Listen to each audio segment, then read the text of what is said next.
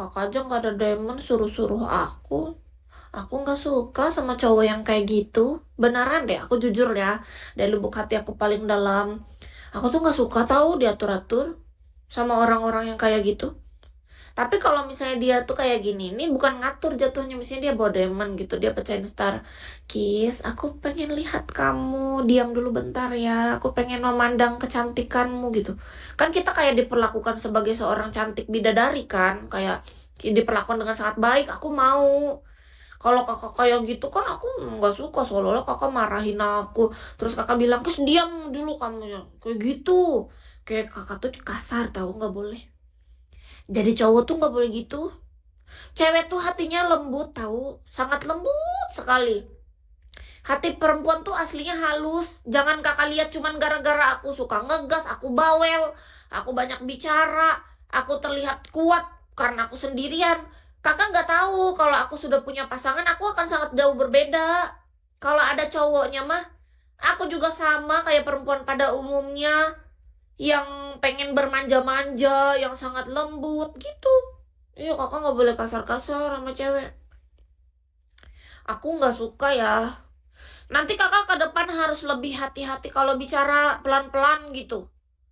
Bukan donatur, jangan ngatur. Ya harus ada diamond dulu. Setidaknya biar aku merasa kayak diperlakukan jadi kayak perempuan yang cantik gitu.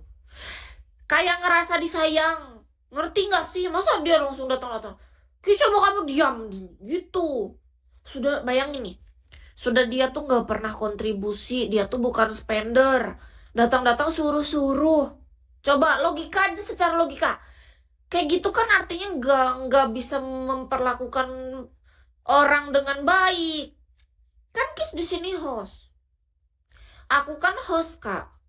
Yang namanya host tuh pekerjaannya adalah dia memang ngoceh-ngoceh. Aslinya juga mah aku nggak mau. Ngapain aku jadi orang bawel? Di dunia nyata, Kak, aku tuh cuma secukupnya aja bicara sama orang. Orang nanya, ya aku jawab.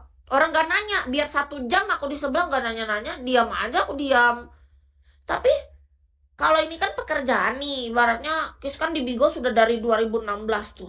10 tahun. Tiba-tibanya kakak datang suruh kayak gitu, coba kakak pikir secara logika. Masuk akal enggak? Nggak masuk akal kan? Iya, kalau nyimak masih bagus. Kalaupun misalnya berkomentar, ya yang baik-baik aja, nggak usah kayak ngatur, suruh-suruh. Iya gitu maksudnya. Kalau dibilang senior junior ya kita semua tuh sama aja. Senior itu artinya karena memang dia lebih duluan aja terjun ke dunia live streaming gitu, Kak. Kita walaupun usia lebih tua, lama misalnya di Bigo, tapi kita juga orang yang tetap mau belajar. Sama orang-orang baru juga kita bisa saling sharing. Nggak harus merasa paling dewa, paling tinggi. Enggak, kita sama aja.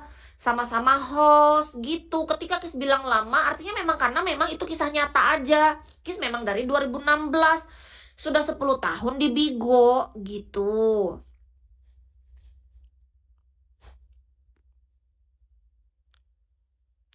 Sudah berpengalaman pahit manis. Iya, Kak Gatrik benar. Kalau itu betul, setuju sama Kak Gatrik. Sudah 10 tahun Kis di Bigo udah menelan pahit manisnya, Kak.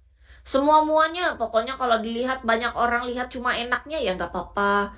Orang lihat misalnya banyak buruknya ya nggak apa-apa. Orang kan berhak menilai. Yang pasti kita tetap jalanin sesuai kapasitas kita, sesuai dengan skill kita, sesuai dengan tanggung jawab kita sebagai seorang host. Kalau gitu aja aku udah fokus aja, Kak. Yang penting aku di sini niatku cari rezeki. Iya, yang penting viewers aku, spender-spender aku tetap senang dan terhibur dengan keberadaan Kis di Bigo. Aku mau udah senang. Benar, itu aja, nggak ada yang lain-lain lagi, nggak ada tujuan yang lain. Cukup itu, udah lebih dari cukup. Rezekinya ada, udah bersyukur dah. Kis bisa marah nggak? Nggak pernah lihat marah. Aku tuh bisa marah tapi jarang, Kak. Dalam hidupku. Yang aslinya marah ya. Gini loh.